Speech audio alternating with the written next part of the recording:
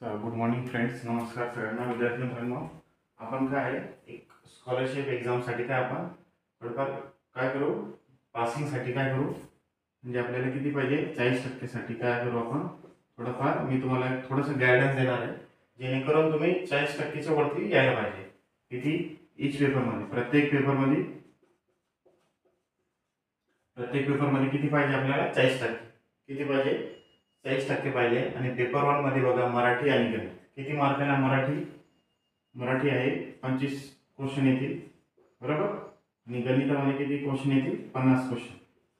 म्हणजे काय 25 क्वेश्चन किती मार्काला 50 मार्काला. आणि 50 क्वेश्चन किती मार्काला 100 मार्काला.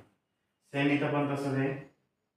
50 काय येतील मार्क राहतील आणि 100 मार्क राहतील. 25 क्वेश्चन आणि काय 50 क्वेश्चन बरोबर. तर याच्यात काय आपल्याला किती क्वेश्चन असतात, टोटल 75 क्वेश्चन असतात. 150 मार्क असतो आपल्याकडे. आणि 150 काय 1 तास आपल्याकडे असतो बरोबर. त्याचं टायमिंग काय असतो, सकाळी सुरू होतो पेपर 11 ते 12:30. आणि जो दुसरा पेपर असतो तो 2 ला सुरू होतो. मध्ये 12:30 ते 2 पर्यंत इंटरव्हल असते, रेस्ट टाइम असतो आपल्यासाठी.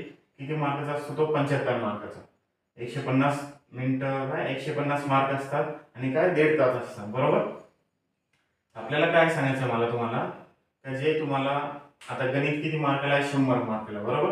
आणि मेंटल ॲबिलिटी टेस्ट किती मार्काला आहे 100 मार्काला. म्हणजे दोघेही किती मार्काला आहे 100 मार्काला आहे.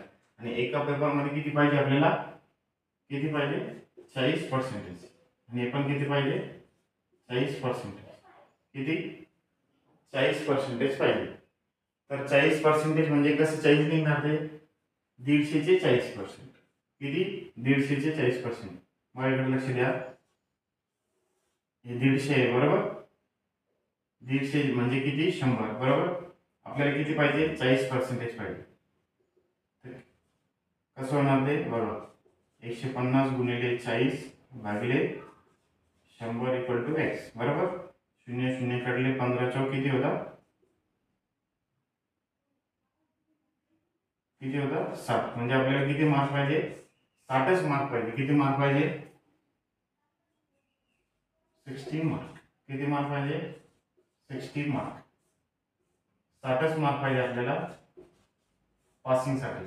किती इकडं पण 60 पाहिजे आणि इकडं पण 60 मार्क पाहिजे. म्हणजे टोटल किती मार्क पाहिजे आपल्याला, टोटल किती 60 आणि 60 120 मार्क पाहिजे. प्रत्येकी 60 किती